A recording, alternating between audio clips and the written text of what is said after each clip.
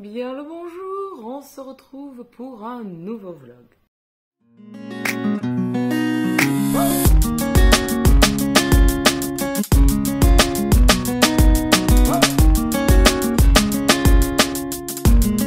Alors j'ai pas mal de choses à vous raconter, donc on va démarrer assez vite. J'espère que vous allez bien. Ça fait un petit moment que j'ai pas vlogué. J'ai quand même lu, donc il va falloir que je vous fasse des retours sur ces lectures. J'avoue que dans l'ensemble, c'était d'excellentes lectures. Nous avons 3 coups de cœur. Voilà.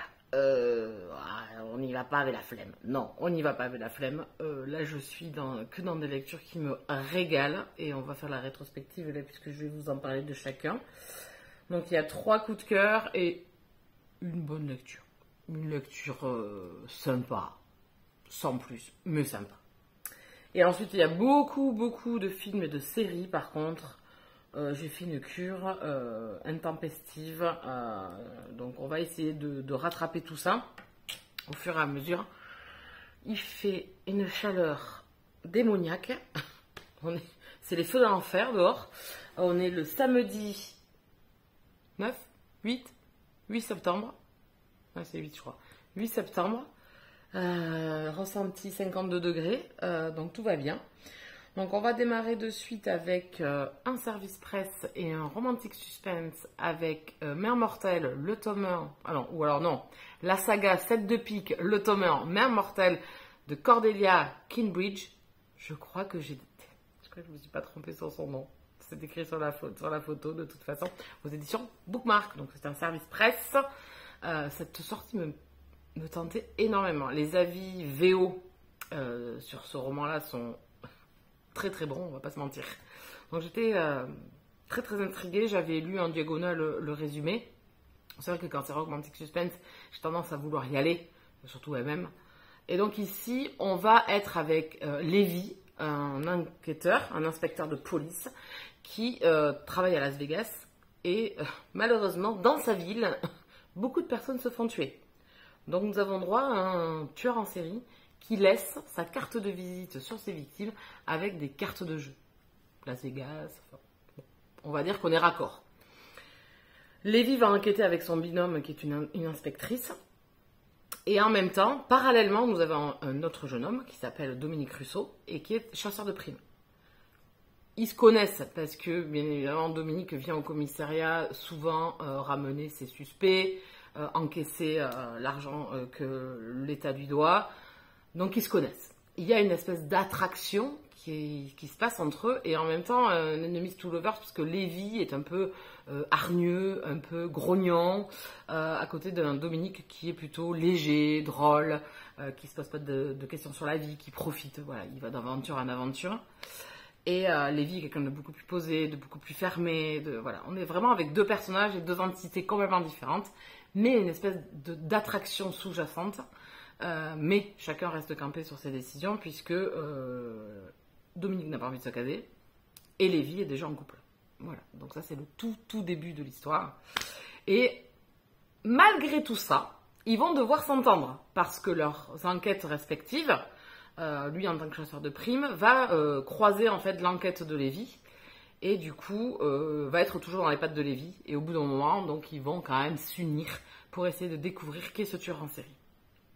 On a vraiment un bon rythme entre la relation qui ne va pas trop vite, mais comme il faut. On sent cette tension qui amène de l'intensité au récit. Et bien sûr que je vous mets à faire une vidéo et que Raymond est à la porte. Je reviens. Me revoilà. Alors vous, ça n'aura pas changé la face du monde. Mais moi, du coup, ça m'a coupé dans mon élan de mon avis. Et donc, du coup, il faut que je me rappelle de ce que j'étais en train de vous dire. Donc là, j'ai regardé le thermomètre à l'ombre. Et mon petit thermomètre à l'ombre, il est à 39. Régal. Donc Raymond était en suffocation. Mais là, j'ai l'impression d'avoir fait un marathon tellement qu'il fait chaud. Donc, j'étais avec mon Lévi et mon Dominique qui sont réunis. Qu'est-ce que j'ai dit qu'il y a une tension, voilà, et que c'est très bien écrit par l'auteur parce que ça prend son temps. Et ça, c'est pour notre plus grand plaisir. Les choses... alors, je ne suis pas la plus grande fan des slow burn, mais ça dépend comment ils sont construits. Et là, franchement, ça sert totalement le récit. Quand ça sert totalement le récit et que ça amène au lecteur une intensité où on se dit à quel moment et lequel des deux va flancher le premier, On a aussi une intensité sur ce tueur, en fait, cette enquête qui mène un peu partout. Les victimes n'ont pas forcément de corrélation les unes avec les autres, donc on est assez perdus. En même temps, nos enquêteurs nous amènent des hypothèses et vont être vraiment piégés avec ce tueur qui va les prendre un peu à partie et qui va jouer avec eux. Et franchement, c'est un premier tome qui est vraiment excellent sur tout ça. C'est hyper bien écrit. C'est un romantic suspense qui va faire partie de mes chouchous.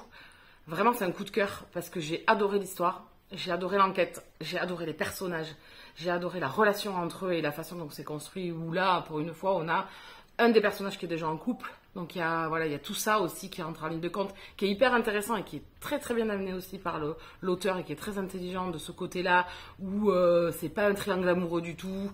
Voilà, on a vraiment un duo qui fonctionne parfaitement avec deux caractères différents qui vont au fil du temps en se connaissant peut-être s'amadouer un petit peu.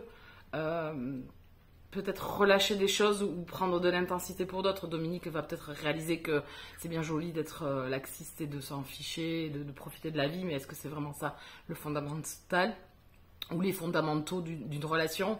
Voilà, tout ça en fait c'est dans le récit et franchement ça amène beaucoup d'intensité, c'est un slow burn et en même temps...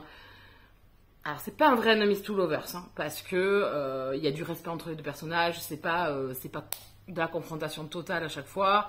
Il y en a un petit peu au début, mais ça matche trop bien, et puis l'enquête est vraiment super sympa. J'ai hâte de découvrir le tome 2, de continuer avec ces personnages, avec l'enquête, les enquêtes de Lévi.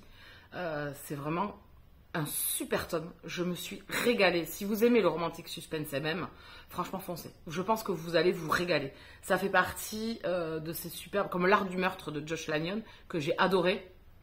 Voilà, c'est dans la même veine, c'est vraiment du très très bon romantic suspense. Vraiment, je ne sais pas comment vous le dire, c'est bien écrit, l'enquête est géniale, la relation entre les deux personnages est excellente. J'ai vraiment adoré comment ils s'apprivoisent, comment ils prennent leurs décisions, parce qu'ils ne sont pas du tout au même stade dans leur vie. Donc tout était génial dans cette histoire. Foncez, gros coup de cœur. J'ai hâte de découvrir la suite. Je vais me l'acheter en papier. Ça, c'est certain pour qu'il vienne dans ma bibliothèque parce que déjà la couverture est sublime. Alors, il y a un magnifique travail de couverture. C'est une autrice que je connais pas du tout, mais que je vais suivre ardemment.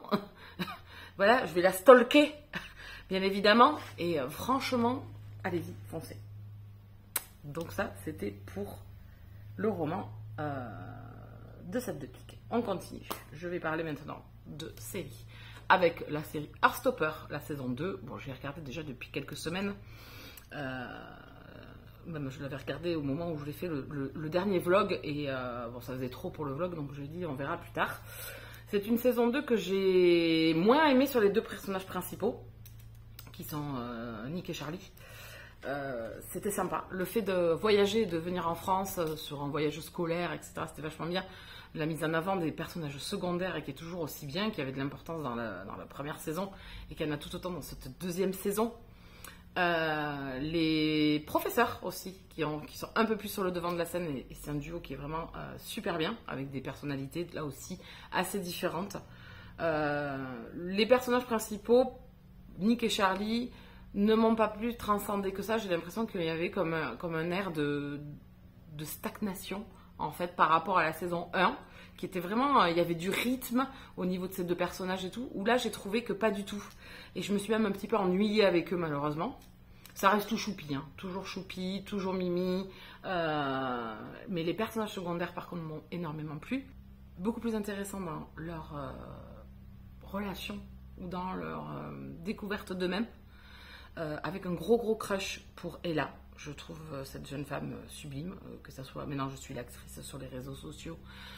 Elle est sublime. Et par rapport à la saison 1, où elle portait beaucoup plus souvent l'uniforme, comme les autres personnages, en fait, dans cette saison 2, il y a beaucoup plus de liberté sur les vêtements, les tenues vestimentaires. Et je trouve que ça a amené un plus parce que Ella peut se dévoiler, porte des tenues sublimes qui savent la mettre en valeur, maquillée sublimement.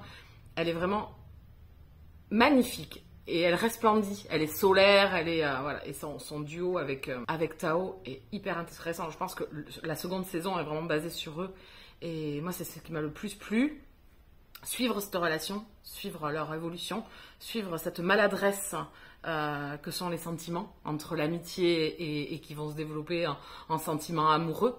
Mais je pense que quelque orientation que l'on ait, à l'adolescence ou le début de l'âge adulte est hyper compliqué quand même.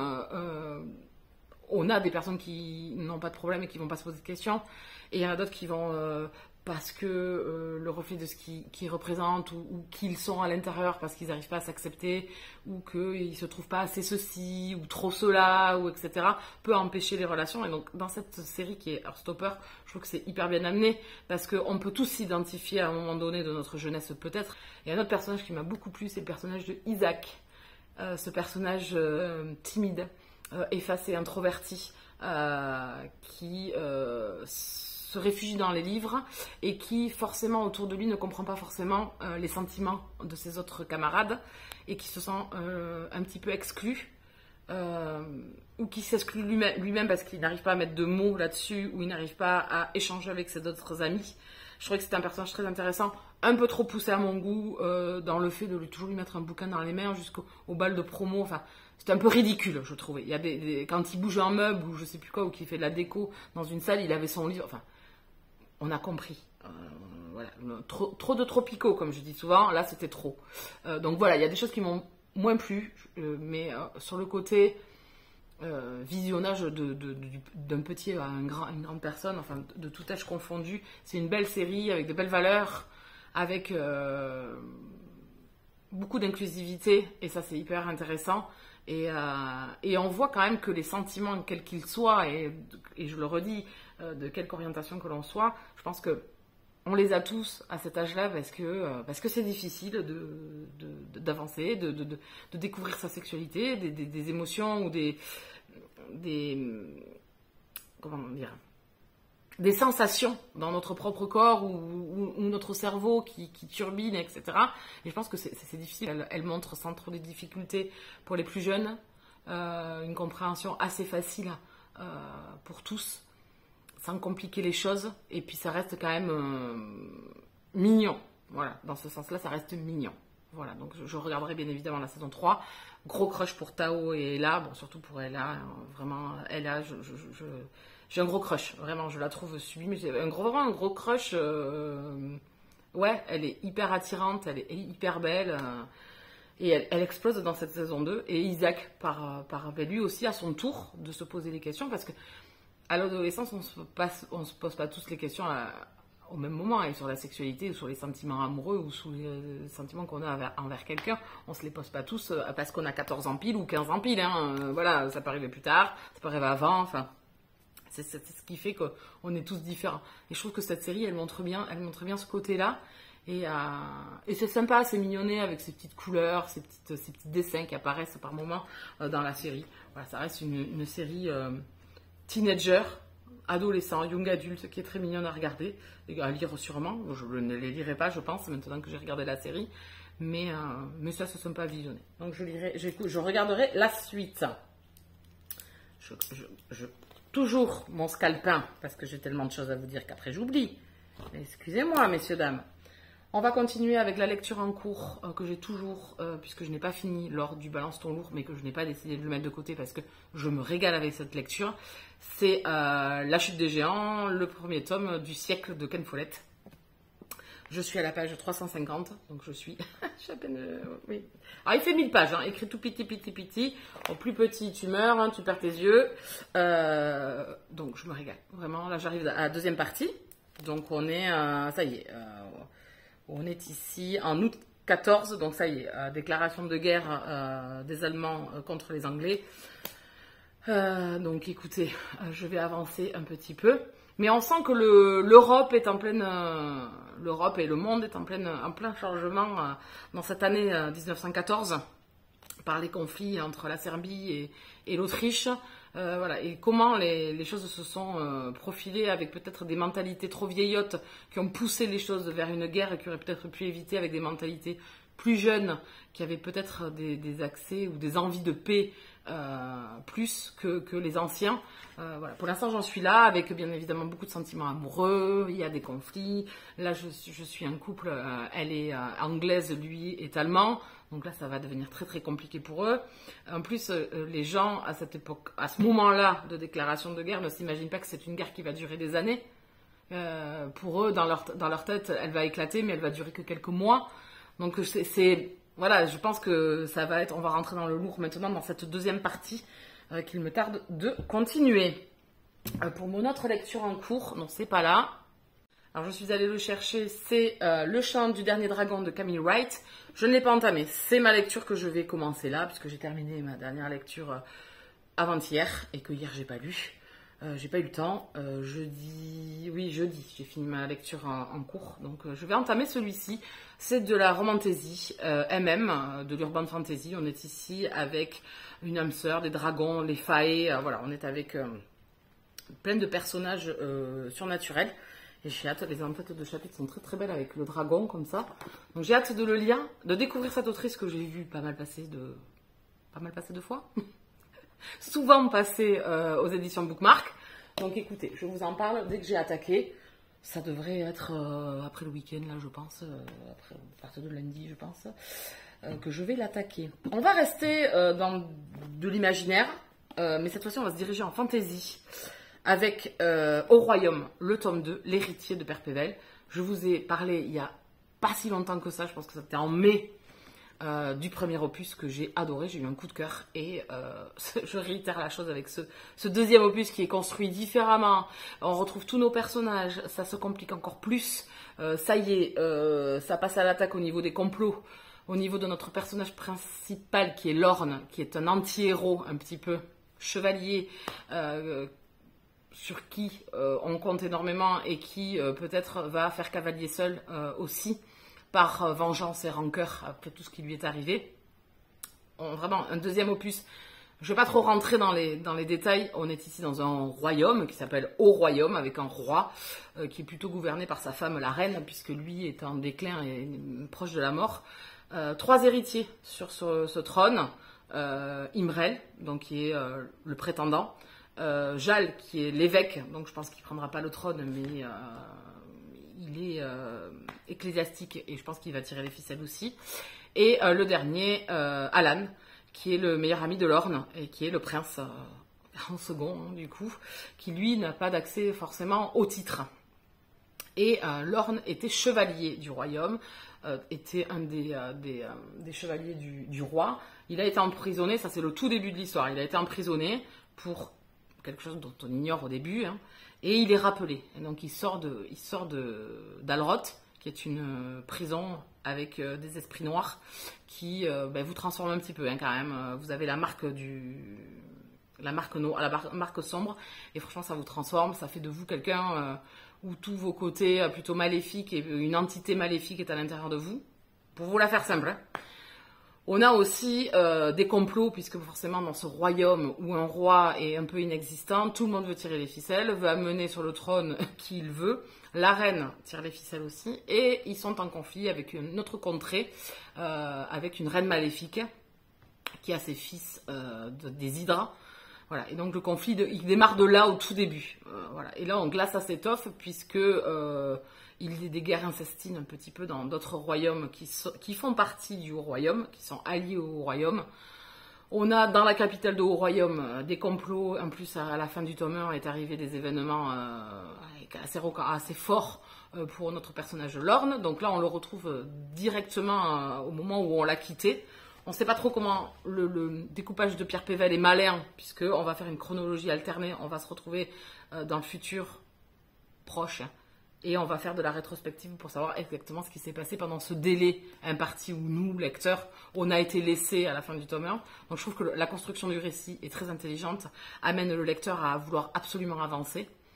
Vraiment, si vous aimez, je sais pas moi, les Seigneurs des Anneaux, vous aimez Game of Thrones, vous aimez la Guilde des Ombres, tout ça, franchement, allez voir Pierre Pével. C'est vraiment, c'est hyper facile à suivre. Vous avez beaucoup de personnages, bien évidemment. Vous êtes dans la fantasy, vous avez plusieurs royaumes, mais c'est hyper bien avancé, c'est hyper bien. Voilà, vous avez un glossaire il y avait un glossaire au début du roman, je crois, ou à la fin, je sais plus. Il me semble-t-il, si je dis pas de bêtises, parce que je me rappelle plus. Non, il n'y a pas de glossaire. Si, il y avait un glossaire dans le tome 1, je crois. Donc vous avez une carte, je crois, aussi dans le tome 1. Enfin bon, c'est hyper bien fait. De toute façon, même sans ça, c'est hyper attractif, attrayant, captivant. Vous êtes à fond. J'adore le personnage de Lorne. Alors Lorne est un anti-héros. Pourquoi? Parce qu'il a un côté sombre, hein, et il fait des choses des fois qui sont pas... il n'est pas tout blanc, quoi. Voilà, il peut faire des choses quand même assez abominables. Mais ça ne m'empêche pas de l'adorer. Il se passe beaucoup d'événements. Je ne sais pas comment la suite... Voilà, on est toujours dans beaucoup de choses qui ne sont pas encore arrivées, qui se profilent, où on n'a pas encore toutes les questions, comment ils vont s'en sortir, comment... Voilà, donc avec Anne, on se régale, on fait des échanges, voilà. Elle l'avait fini bien avant moi, mais ça ne nous a pas empêché de faire un petit récap à la fin, de vraiment discuter là-dessus, de lancer nos hypothèses, de savoir... Voilà, j'avais deviné quelques petits trucs quand même, voilà. Enfin, je pense que c'était voulu aussi de la part de l'auteur aussi de distiller quelques petites informations. Et il y a une prophétie dans cette histoire, il y a une prophétie, est-elle transformée, avons-nous les bons mots, qui est vraiment le héros que l'on attend tant, hein. Dans une prophétie, il y a toujours ou un méchant à qui va arriver des choses, ou qui doit se débarrasser du héros. Voilà, donc qui est le héros? Donc ça, je ne sais pas. À voir. En tout cas, je lirai la suite avec Anne, on est à Bâle. On va essayer de se caser pendant le challenge cocooning automnal. Mais franchement, en fantasy, si vous êtes des férus de fantasy, soit vous connaissez, vous avez déjà lu, soit si vous n'avez pas encore lu, mais foncez, moi j'ai un gros coup de cœur. C'est extra. C'est extra. C'est facile à lire en plus. Voilà, moi j'aime pas trop quand c'est... voilà, Game of Thrones, il y a beaucoup de choses qui se passent. Je trouve que Pierre Pével c'est différent. Voilà, j'ai lu l'intégrale 1 et la moitié de l'intégrale 2 de Game of Thrones, j'avais regardé la série. Vraiment, c'est dans la même veine, mais parce qu'il y a des dragons, enfin voilà, on est vraiment un mélange du Seigneur des Anneaux avec Game of Thrones, mais sans trop de description non plus. C'est pas des tonnes et des tonnes de descriptions comme peut faire peut-être Tolkien par moment. Voilà, donc écoutez, moi je peux que vous le conseiller. Je sais pas comment vous faire sauter le pas. Voilà, il faut que vous... Voilà, la fantasy, il faut que déjà ça vous intéresse. Mais en tout cas, là, voilà, c'est de la chevalerie, c'est des royaumes, c'est des quêtes. Voilà, un petit peu comme l'histoire de France, quoi, un petit peu. Écoutez, mais c'est trop bien. Ensuite, j'ai regardé, et après on va finir là, et je reviendrai vous voir une autre fois. À l'ombre des Magnolias, la série, saison 3. Donc j'avais beaucoup aimé la saison 1 et 2. Alors attention, c'est pas une de mes séries chouchou, mais j'aime bien regarder, j'aime bien et suivre la vie des personnages, leurs relations émotionnelles ou de famille. Ici, c'est une série où ça se passe dans une petite ville avec 3 femmes bien sous tout rapport, tout le monde s'entraîne, enfin... Le pays des bisounours, quoi, hein, très religieux. Hein. Beaucoup de religion, hein, Dieu est partout, Dieu est amour, il faut penser à son prochain, enfin voilà. Souvent, c'est répétitif, et ça, dans la série, c'est ce que j'avais déjà remarqué. Je passe au-dessus, parce que ça n'empêche pas, c'est pas ça le fondamental de la série, mais il y a des fois où dans la conversation, t'as d'autres trucs, tu te dis, oui, c'est bon, on a compris. Après, la foi, c'est la foi. Et là, dans cette série, c'est ça, en fait. C'est la foi en soi, c'est la foi avec une spiritualité au-dessus de nous, et c'est la foi envers l'autre, envers son prochain, avec ses amis, sa famille, etc. Voilà, c'est plutôt que religion, c'est la foi qu'ils ont, et puis l'amour qu'ils portent à leur ville. Donc ces 3 femmes, voilà, elles sont implantées dans cette ville, elles travaillent pour cette ville, elles l'aiment plus que tout, elles ont grandi, elles sont copines de faculté, enfin de lycée, et on va suivre leur vie de famille, avec leurs conjoints, leurs enfants. Bon, ça c'est pour vous faire la série, je pense que vous connaissez déjà. La saison 3, je l'ai trouvé un peu... j'ai eu du mal, je trouvais ça pas intéressant. Je trouvais ça gnangnan, j'ai trouvé ça ennuyeux, jusqu'à l'épisode 5, je dirais. Donc, il y a 10 épisodes, donc bon, 8, donc 10 épisodes. Donc bon, jusqu'à la moitié de la saison, on va dire que je me suis un peu ennuyée. Mais j'ai été intéressée en fait par 2 personnages qui sont Tyler et Anne. Donc Tyler est le fils d'une des personnages et Anne est la fille d'une autre personne, d'une des autres femmes de la série. Donc ils sont amis d'enfance aussi. Et il y a des espèces de sentiments, enfin il y a une grosse amitié qui les lie. Et en même temps, il y a peut-être des sentiments qui se développent, puisqu'on est sur des deux adolescents qui vont, enfin, deux adolescents futurs adultes, parce que l'un va partir à la faculté bientôt, donc voilà, ils ont 17-18 ans. Et j'aime beaucoup ces personnages-là. Je regarde exclusivement pour eux, parce qu'ils sont trop mignons.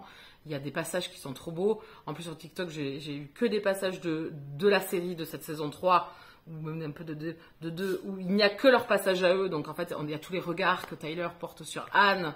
Parce que c'est une relation compliquée entre eux. Hein. Dans la saison antérieure, c'était différent. Là, Tyler évolue beaucoup. Je pense que c'est le personnage de la saison 3 qui évolue le plus, qui m'a le plus plu parce qu'il évolue, il change. Il arrive dans l'âge adulte presque, donc il a besoin de prendre des décisions pour lui et pas pour les autres. Voilà. Et donc, il porte un regard sur Anne qui m'a beaucoup plu. Donc, j'ai hâte de découvrir. Il y a peut-être quelques petits sentiments, quelques petits passages, quelques petits regards, attouchements qui ont été vraiment sympas. Par contre, dans la saison 4, ça a plutôt intérêt à accélérer parce que sinon, ça va me gonfler. Voilà. Donc, c'était sympa. Mais cette saison 3, ils sont plus. Je comprends pas qu'ils aient pas fait un condensé de la 1 et de la 2 et de la 3, quoi, en fait. Parce qu'il se passe pas énormément de trucs. Je trouve, même au niveau des personnages, à qui va arriver des choses entre la fin de la saison 2 et la fin de la saison 3, au final, il s'est pas passé des milliards de choses. Hein. Donc voilà. Donc c'est en demi-teinte, mais joli. Je regarderai la saison 4 quand elle sortira. Eh bien, écoutez, je crois que là, on va s'arrêter. Et on va se retrouver plus tard pour que je vous fasse la suite. On se retrouve pour la suite du vlog. Je voulais vous parler d'une romance rom-com parfaite pour l'été, Un léger malentendu de Rose Milla. On est ici avec Tom, un surfeur à qui il va arriver un accident, qui va devoir se relever de tout ça et perdre un petit peu pied et les personnes qu'il avait autour de lui, puisqu'il fait un peu le vide. Et puis il va rencontrer May, une jeune fille qui va venir vivre en face de chez lui, et ils vont devenir amis. Chacun a ses petites blessures. May est une jeune fille qui a du mal à s'affirmer au niveau de sa famille, au niveau de ses volontés personnelles dans sa vie professionnelle, mais pas que, suivie par quelques traumatismes qui la suivent et qui lui empêchent peut-être de profiter pleinement de la vie et sans se poser de questions. Donc leur amitié va débuter et puis Tom va essayer de gratter un peu plus loin, puisque forcément il y a une attirance entre les deux personnages. May, qu'elle voit, Tom tombe sous le charme. Mais un malentendu et un quiproquo va changer un petit peu la donne sur peut-être les avancées de chacun dans cette relation. Donc c'est une lecture totalement détente, c'est de la rom-com, c'est tout à fait dans la même veine que Sophie Chaumer, que Karen Pont, voilà, et que des rom-com plus comme Our Love Story en MM, mais il y a quoi d'autre qu'est-ce que j'ai pas d'autres là qui me viennent, mais Off Campus, enfin voilà, des romances contemporaines MF, plutôt feel good. Plutôt transat, plutôt sympathique. Voilà, donc la plume de Rose Milla, je ne connais pas, c'est une très belle plume, j'aime beaucoup. J'aime beaucoup sa façon de décrire, la façon dont elle fait interagir les personnages. J'ai pas plus malheureusement été attachée aux personnages principaux, enfin surtout le personnage de May qui m'a pas fortement plu. Et le fait qu'il n'y ait pas beaucoup de surf en fin de compte, enfin pour moi, hein, voilà, et que le trauma de Tom est en fait n'est pas mis en avant ou est réglé, ou voilà, on rentre pas dans le vif du sujet. Je trouve que c'est assez facile, les raccourcis, la relation m'a pas plus transcendé que ça, malheureusement. Voilà, c'est doudou, c'est sympa, je pense que ça va plaire à beaucoup de monde, ça a plu à beaucoup de monde dans le groupe de lecture, puisque c'était la lecture commune pour le groupe Elle Booktubez-vous. Après, je suis pas une grande lectrice de rom-com, habituellement, que ça soit voilà, sur tout type, voilà, c'est pas forcément vers ça que je vais. J'aime bien moi quand ça punch un peu, quand voilà, les enemies to lovers c'est beaucoup plus ma cam. J'aime bien quand ça prend, voilà, qu'il y a une tension. Voilà, je trouve ça un peu plat de ce côté-là. J'ai pas été plus transcendée, il n'y a pas de frustration, il n'y a pas de... Voilà, ça coule de source. Mais c'est le but de la rom-com, hein. C'est pas du tout une critique par rapport au roman, c'est ce que moi j'attends en fait dans mes lectures. Donc j'ai pas plus été transportée que ça. Par contre, j'ai beaucoup aimé la plume de Rose Milla. Je pense que je lirai sa romance de Noël, mais à Noël, hein, voilà. J'aime beaucoup sa plume. Je lirai l'autre roman qu'elle a déjà écrit, donc qu'elle a déjà paru. Après, voilà, je suis pas forcément la cible de la rom-com. J'en parlais avec Julie, justement, et elle me dit ça m'étonne pas trop parce que, voilà, je suis pas forcément plus attrayée que ça. Ça fait le job. C'est une lecture facile, détente, transat, et je pense que pour l'été, elle est parfaite, ou même hors saison, parce que si vous n'êtes pas forcément saison de lecture, voilà, ça peut vous faire voyager à un moment donné. Si cet automne vous en avez marre de la pluie, que vous avez envie de voyager, d'aller au soleil, je pense que vous pouvez prendre un léger malentendu. Ça va plaire à beaucoup de monde. C'est un petit peu comme le Cécilia Aden qu'on avait lu, je me rappelle plus du titre. Voilà, c'est vraiment de rom-com. Donc voilà, avec moi ça marche, c'est sympa, mais voilà, ça va pas plus loin. Voilà, c'est une lecture sympa, je pense que ça pourrait beaucoup vous plaire. N'hésitez pas à aller voir d'autres avis parce que je sais il plaît beaucoup. Vraiment dans le groupe, je pense qu'on est deux à avoir voilà, dire que c'est bien. Voilà, sinon les autres ont beaucoup aimé. Ils sont peut-être plus habitués aussi à en lire et à apprécier. Voilà, c'est un peu comme le Cécilia Aden. Je me souviens plus du titre que l'on avait lu. Ça me fait penser à ça un petit peu, que j'avais bien aimé. Ça me fait penser aussi à un roman de Lou Marceau que l'on avait lu aussi. Voilà, c'est vraiment dans la même veine que ça. Donc si vous avez lu ces auteurs-là précédemment avec leur rom-com, je pense que celle-ci, elle va beaucoup vous plaire. Donc voilà pour un léger malentendu. Donc ensuite je me suis regardée encore une fois, je pense que ça doit être, je ne vais plus compter depuis le temps que ce film est sorti et le nombre de fois où je l'ai vu au fil des ans, c'est Pearl Harbor. Je suis une addicte de ce film de par la situation de cette Seconde Guerre mondiale, de par ses personnages, de par cette histoire d'amour, enfin ces histoires d'amour puisqu'il y en a deux, ces histoires d'amour, de cette musique. Hans Zimmer, je pense que c'est un des compositeurs que j'aime le plus, vraiment. Je l'adore. J'aime ses musiques, surtout ce que j'ai pu visionner de lui. C'est vraiment, voilà, Gladiator, il y a Christophe Colomb, enfin, vraiment un compositeur qui vous transcende. Sarah McLachlan qui fait la BO, qui est magnifique. Voilà, c'est une chanteuse que j'aime beaucoup, donc voilà, et le film est magnifique. Alors, à défaut pour certains, Ben Affleck n'est pas un acteur que j'apprécie énormément. Je suis pas une addict de Ben Affleck, je n'aime pas son faciès, malheureusement. Donc moi dans le film je suis team Danny. Josh Hartnett est un des acteurs que je suis depuis que je suis toute jeune, puisqu'il n'est pas beaucoup plus vieux que moi je crois. J'aime énormément. Et dans Pearl Harbor, son personnage de Danny, cet écorché, ce jeune homme qui a vécu des choses difficiles et qui est plus dans le silence que dans la parole, qui est plus dans les actes que la parole et qui aime son ami et ses camarades plus que tout et qui a le sens du sacrifice et qui n'a pas de prétention. Alors que l'autre personnage principal qui est joué par Ben Affleck est insupportable. Je suis désolée. Il est arrogant, il est... vraiment, je l'aime pas. Voilà, je suis team Danny et je trouve que Evelyn et Danny... voilà, c'était pas l'amour qu'elle porte. Je me suis oublié le prénom de l'autre en plus. Et je me rappelle plus, tellement que j'aime pas Ben Affleck, je me rappelle même plus son prénom. Là, c'est l'amour passionnel, l'amour d'une vie. Mais je pense que quand elle rencontre Danny, elle voit au-delà de ce jeune homme silencieux et tout. Et grâce à elle, il se découvre, il se libère et... il y a des passages dans le film, je crois que le plus beau passage, et je pense qu'on est tous d'accord, c'est le passage en avion, et après dans les parachutes. Je trouve que ce passage, il est magnifique.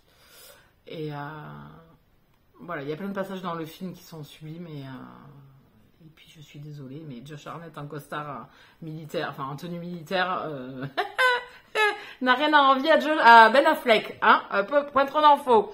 Voilà, donc moi je suis Team Danny, je l'ai toujours été, parce que l'acteur Ben Affleck, je suis pas fan.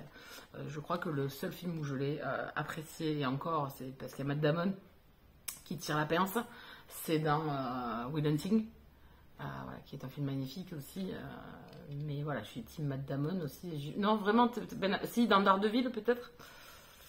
Ouais, non, mais même dans Batman, non.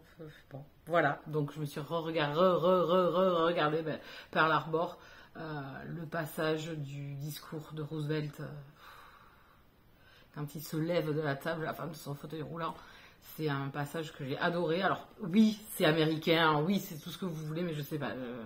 Et puis le fait d'entendre taper dans l'Arizona, les résonances et tout.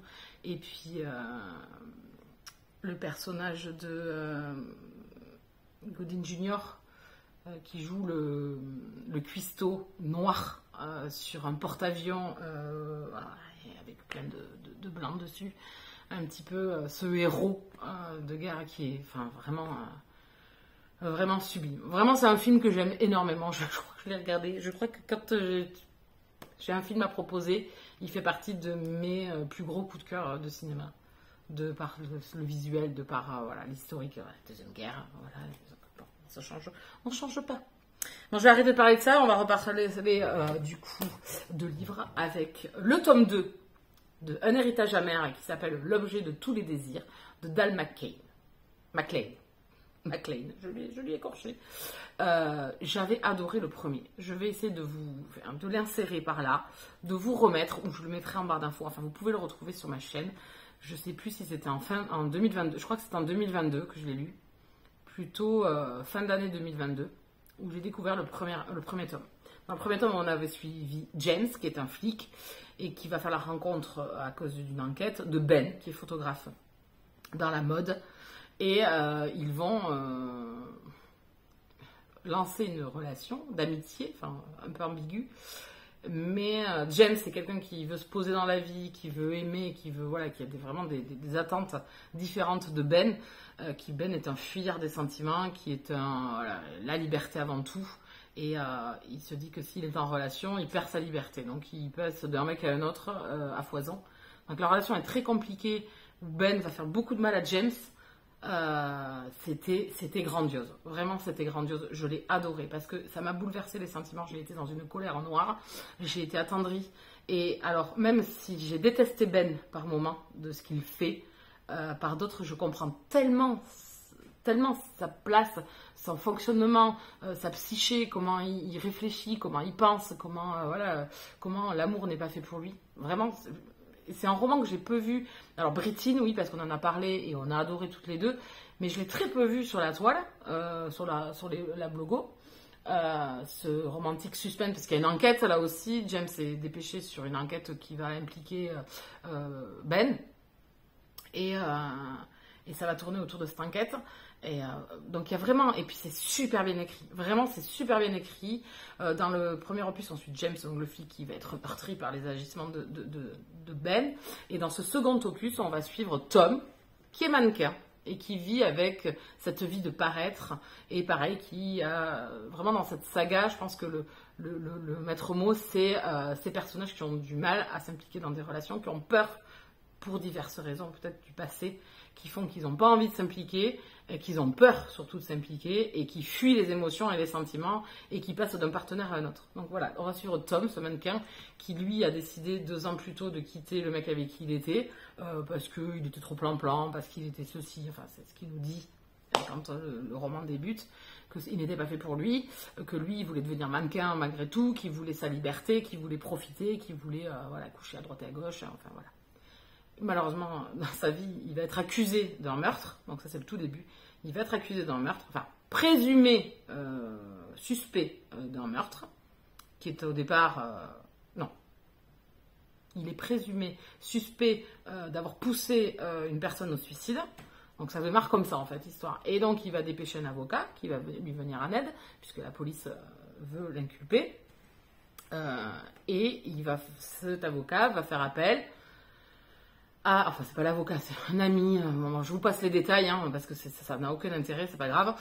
Il va faire appel à un détective privé. Ce détective privé était policier avant, est devenu détective privé, et c'est l'ex-copain de Tom, donc c'est Will. Et ils vont devoir se revoir. Will a très mal vécu la séparation et la fin de leur relation. Ça a été douloureux énormément. Tom a été un beau salaud, hein, on va pas se mentir. Je pense que Ben et Tom se ressemblent beaucoup.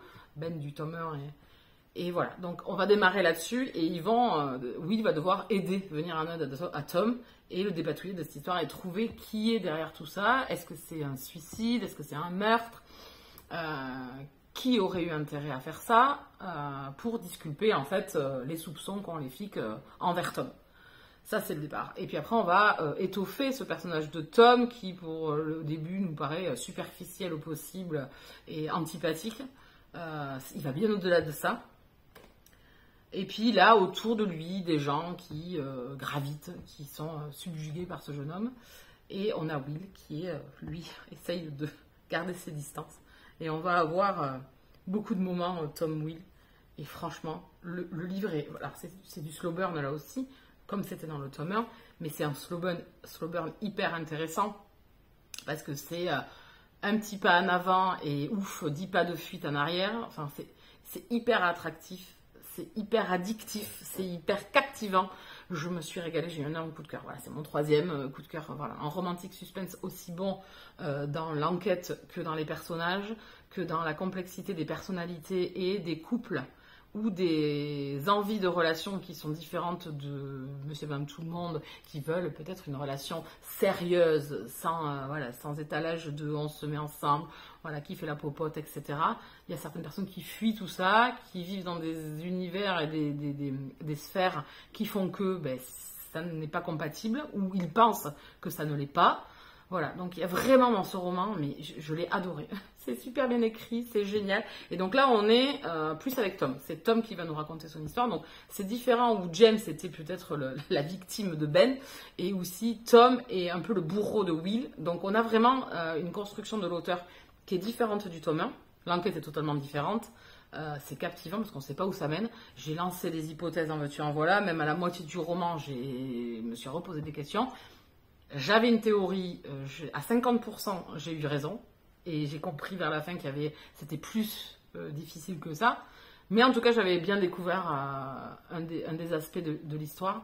C'est complexe de par l'entourage de Tom. On lance plein d'hypothèses, on ne sait pas. Il y a une histoire du passé qui revient en plus, hanter ou alors percuter Tom malgré lui. Il ne comprend pas trop. La relation est grandiose. Les scènes entre les deux sont... Voilà, on est sur deux personnes qui sont... L'une et fuit les sentiments, et l'autre, du coup, s'est fait éjecter il y a 2 ans, je peux vous dire, qu'il est sur la défensive. Hein. Il ne va pas faire un pas en avant, Les scènes de sexe sont sublimes. Il y en a... Alors, il y en a une hors Will, Tom, mais il doit y en avoir 2. Je pense, dans tout le livre, il fait 500 pages. Allez, 3 peut-être. Allez, je sais même pas s'il y en a 3. Hein. Oui, 3 peut-être. Allez, 3 sur 500 pages. Vraiment. Et pareil avec le tome 1. Mais c'est super bien mené. Franchement, ce roman, je comprends pas qu'il ait pas plus de... Il me tarde la suite. Franchement, la suite, quand elle sort, je serai là. Gros coup de cœur. Si vous aimez le romantique suspense même et que vous aimez les relations vraiment compliquées dans la psyché des personnages, que ça va que vous allez vous dire, mais putain, mais il fait simple. Ce roman est fait pour vous. Donc je ne sais pas comment vous le dire autrement. Je ne vois pas comment pouvoir vous le dire. Si lisez le tome 1 et le tome 2. Le tome 1 s'appelait, je ne me rappelle plus, Un héritage amer. Je ne sais plus le tome 1. Voilà, vous tapez Un héritage amer d'Anne McLean et vous allez trouver le tome 1 et le tome 2. Je suis trop contente de les avoir en papier. Vraiment, je vous jure, je suis trop contente. Voilà, et bien évidemment... vous verrez la suite, le tome 3, je me l'achèterai si je suis plus partenaire, puisque là, on arrive quand même en septembre, je pense qu'il ne sortira que l'année prochaine, maintenant le prochain, mais je serai là, voilà. À moins qu'il sorte avant et que je le demande en service presse, mais sinon je suis non, pépitas des bananas, vraiment, là aussi, du très très bon romantique suspense, des relations qui diffèrent, qui sont assez différentes. C'est un peu plus original que d'habitude. Des fois, on s'y attend un petit peu, on connaît les ficelles à force quand on lit de la romance, et c'est pas négatif, ou même, voilà, même là-dessus, c'est pas négatif, on sait, voilà, parce qu'on en a lu, des milliers, donc on sait. Mais là, la relation est différente et tout, vraiment c'est un méga plus. Et je vais vous rabattre les oreilles avec parce que je trouve qu'on ne le voit pas assez. Voilà, c'est dit. J'ai regardé un film aussi qui est génial, qui est grandiose. J'ai eu un coup de cœur pour ce film. Je n'en doutais pas, vu les actrices, acteurs et actrices qui sont présents dans ce film. C'est Les Figures de l'ombre, tiré d'histoire vraie, où on est à la NASA. Enfin, on est dans une... on est au... Je vais y arriver. Au Pentagone, je crois. Non, à Langley. On est à Langley avec des scientifiques pour envoyer des hommes sur la Lune. Et on est avec ce département de recherche, 100% blanc, 100%, 90% masculin, et un pourcentage mineur de femmes, hommes, afro-américains, qui sont relégués au fin fond de l'usine et qui sont sur des calculs. Donc ces femmes afro-américaines sont des calculatrices. Donc elles recalculent en fait des données que vont établir les scientifiques pour envoyer en orbite cette fusée, pour envoyer les cosmonautes sur la Lune, les astronautes, pas les cosmonautes, les astronautes sur la Lune. Ce film, il est génial.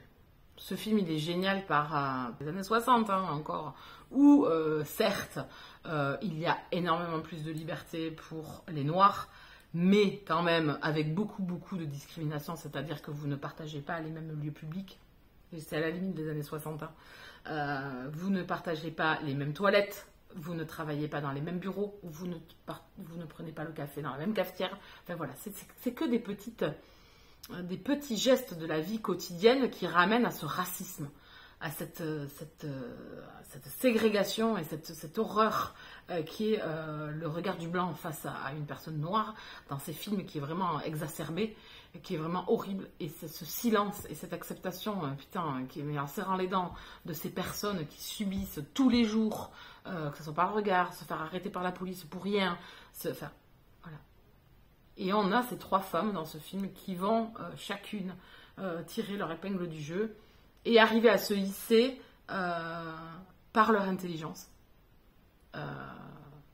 aux plus hautes sphères, à ce qu'on leur fasse confiance et que leur intelligence prime sur la couleur de leur peau. Et c'est-à-dire que ça ne rentre pas, et ce qui devrait être, ne leur rentre pas en ligne de compte en fait. Mais c'est pointé, c'est montré, voilà, et c'est ce qui s'est passé beaucoup d'ailleurs à la NASA et en fait dans cette conquête de l'espace, on va dire, entre les Américains et les Russes.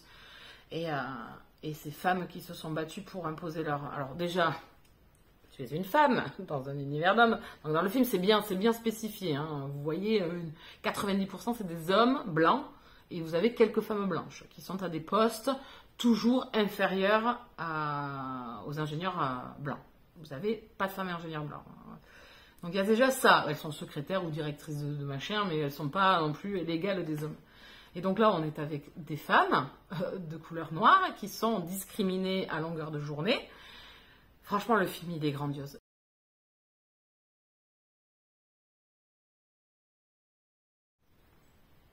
Bon, au moment où je faisais la vidéo, j'ai été interrompue puisque des personnes sont arrivées chez moi. Donc j'ai dû couper. Je vous parlais donc des Figures de l'ombre. Je pense que j'avais fait quand même le tour de ce film qui m'a énormément plu, qui m'a fait énormément grincer des dents.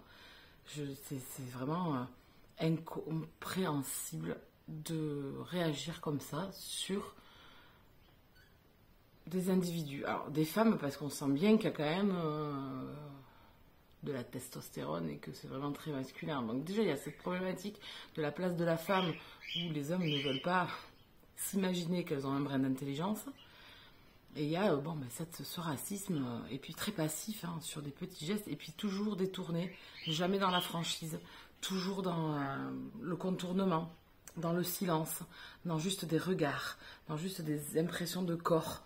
Vraiment, c'est dérangeant, et elles font face dans